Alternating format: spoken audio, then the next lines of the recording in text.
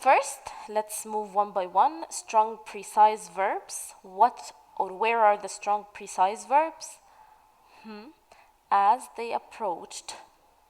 Here, approached is an example of a strong, precise verb. Instead of saying after they arrived, approached is a stronger verb.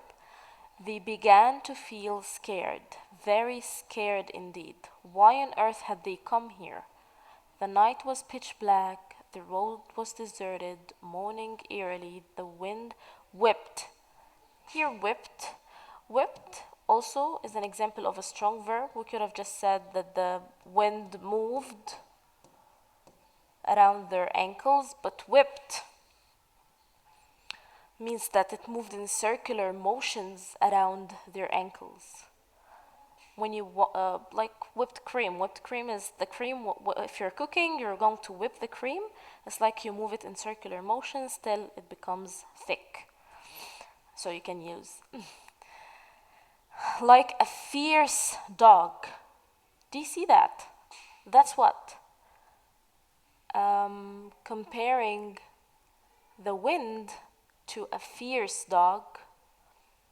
This is a simile, right? So in the simile, we will write like a fierce dog. It's so small.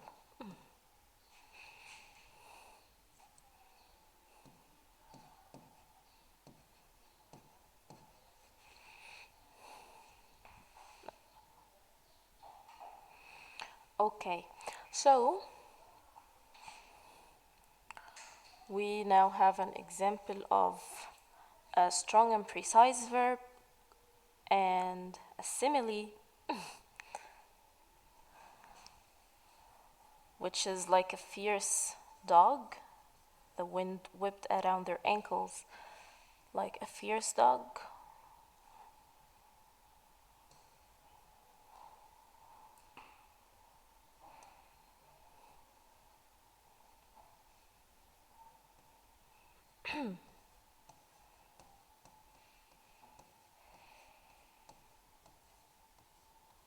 And here we have whipped.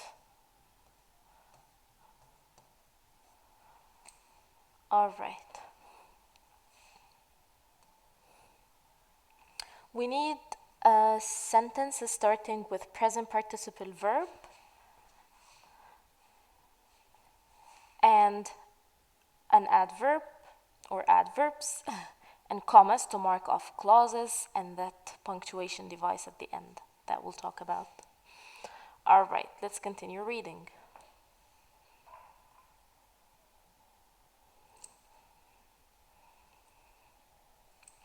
All right. As they approached the old cafe, they began to feel scared, very scared indeed. Why on earth had they come here? The night was pitch black. And here, this is one of the first techniques, dark or bad weather and darkness to create the horror or the scary atmosphere. The road was deserted, moaning eerily. Here, moaning here means when you're like crying, you moan, or if something hurts you, you will moan, saying like if something hurts you. Eerily means in a frightened or a scary way. Like when I say the footsteps echoed eerily. Also, this is a suspense sentence. Again, the footsteps echoed eerily. Their echo was fearful. So, here in sentences starting with present participle verb, we have moaning. Write that down. And here, why am I using ing or the verb in present participle or present continuous? To show continuity and to feel that you are with them. You can hear him moaning. You can feel everything doing right now, or you can feel everything that's happening now. Continuity, to show continuity. All right, and adverbs, we have eerily.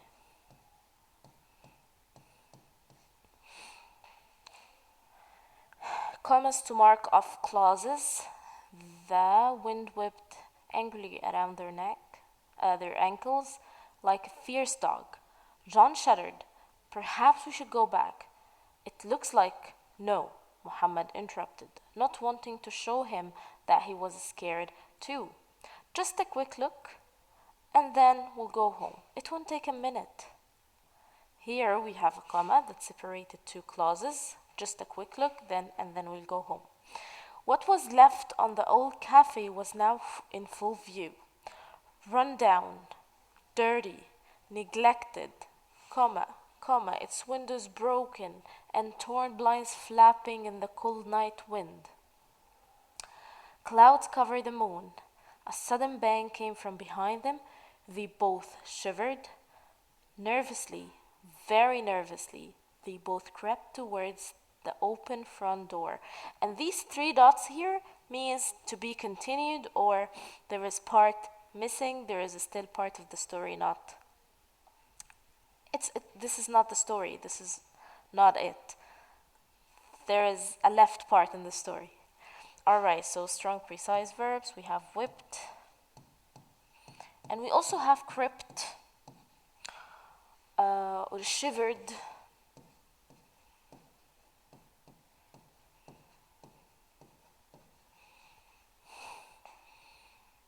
Crept. We could have just said crept means that they like moved on their hands and legs or knees. They crept like babies. Babies crawl or creep. So they crept. I didn't just say they moved towards the open door. No, I said they crept. And also there is shuddered.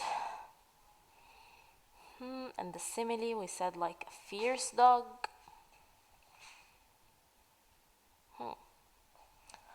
So that was it for the second part of the techniques. These are also techniques other than what we had in the PowerPoint presentation and the first page. Here we have set of techniques, and here we have another group of techniques. And we applied on them. Here you're writing part 3. Write your own beginning to a suspense story. Part 1, begin with two friends who are enjoying their local festival but see something mysterious and decide to go and investigate. Part 2, write that they move towards the place but stop just before they open the door.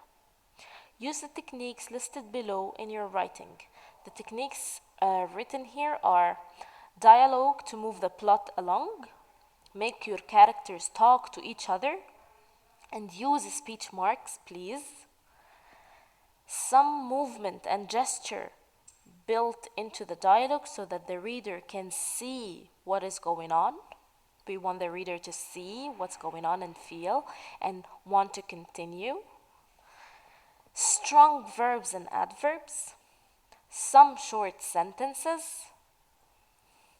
Rhetorical questions. Rhetorical questions are like questions that you're not waiting for an answer to. Again, you're not waiting for somebody to answer these questions. It's like there was a question here. You see, why not? Why not is a rhetorical question. Rhetorical questions are questions that you're not waiting for somebody to answer these questions for you. You're just asking them because, like, of course. Why not here means of course. All